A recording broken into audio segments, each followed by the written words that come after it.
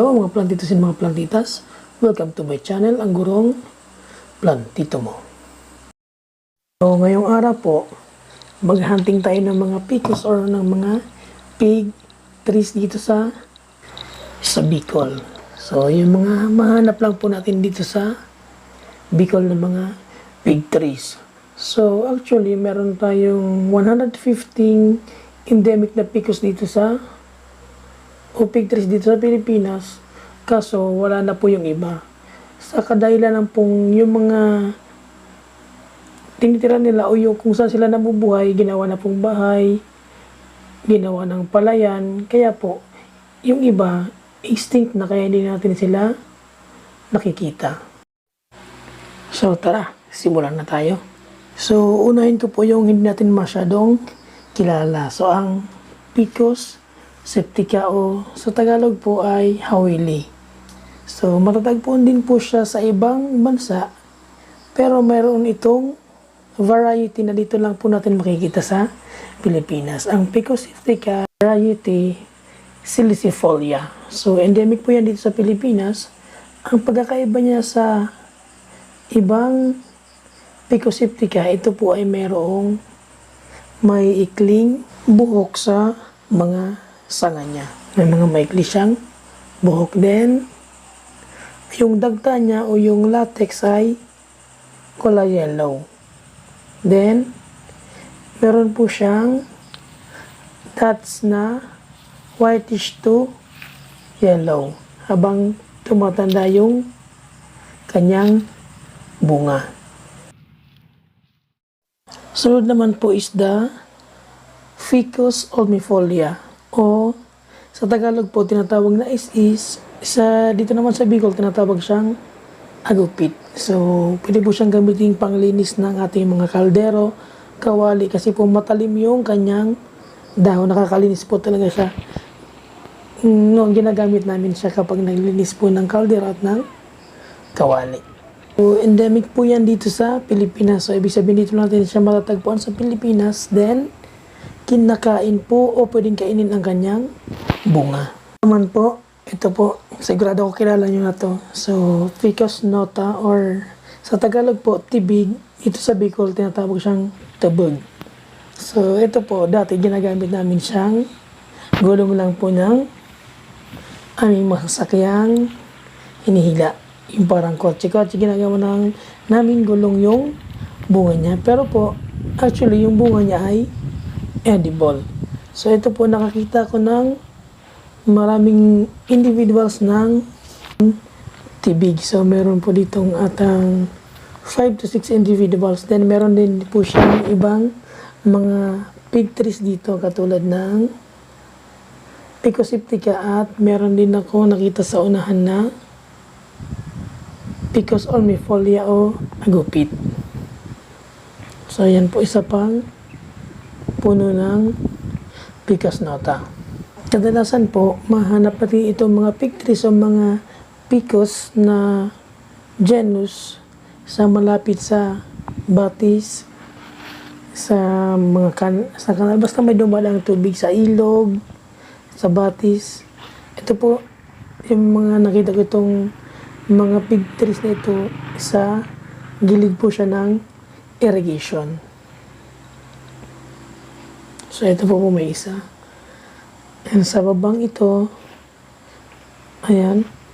So, tinatawag din po sa English na sucking tree itong ating tubog o tibig at water tree. So, kasi nabubuhay talaga siya sa malapit sa tubig.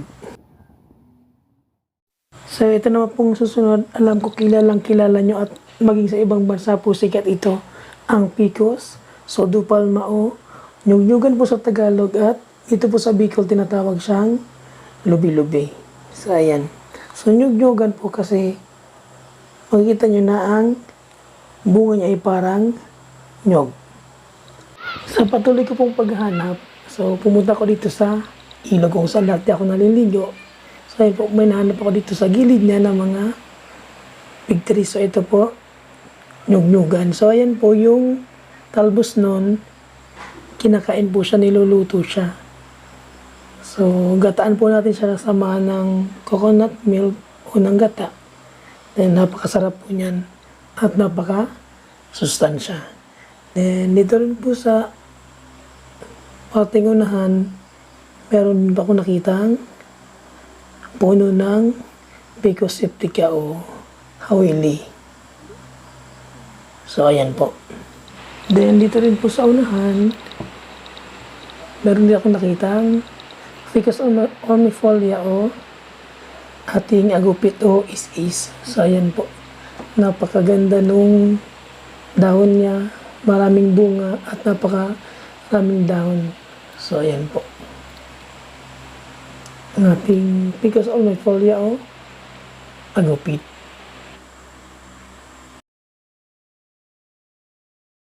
Pumunta naman po tayo sa comparison ng mga dahon nila. So, ang pinakamahaba pong dahon dyan ay ang Ficus pseudopalma o yung lobi-lobi. Then, sunod po yung Ficus ormifolia, ang ating agupit. Then, sunod yung tibig. At pinakamaliit po dyan yung ating Ficus septica na dahon. So, pumunta naman po tayo sa comparison ng mga bunga niya.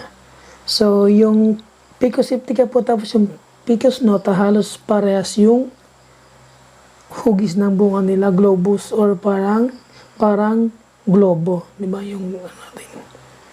Then flat yung ano niya.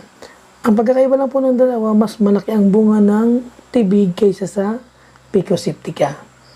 Then yung ano na po natin, yung Ficus ormifolia, bilog yung kanyang bunga at ang kulay niya ay orange red. Then, yung ano naman po, yung ating nyug-nyugan, hindi po tayo mahilo kasi yung bunga ng nyug-nyugan ay parang nyug talaga siya. Yun po yung mga pagkakaiba nila. So, sana po kung meron tayong mga fig trees sa ating bakuran o sa ating mga bakanting lupa, sana po wag natin itong putulin kasi meron po tayong mga native and endemic animals na umaasa sa bunga nila para mabuhay at makakatulong din po o magiging maganda ang sistema ng ating ecosystem. Pag po tinanggal natin yung mga pinagkukunan nila ng pagkain, mamamatay din po sila. So, pwede magiging cause ng pag-konti nila o pag magiging endangered po sila. So, sa maliit pong paraan, makakatulong tayo sa ating kalikasan sa mga hayop at nakakapagbigay din po ng benepisyo sa atin, nakakapagbawas ng carbon dioxide at nakakaproduce ng oxygen. So mga kaplantito, so ano naman po ang iniisip nyo dyan? Comment naman kayo at suggest naman kayo ng aking content. At pakisubscribe, like at comment na rin po kayo sa aking channel. So ito po ang Plantito na nagsasabing, Go Native in Plant Endemic. Salamat po!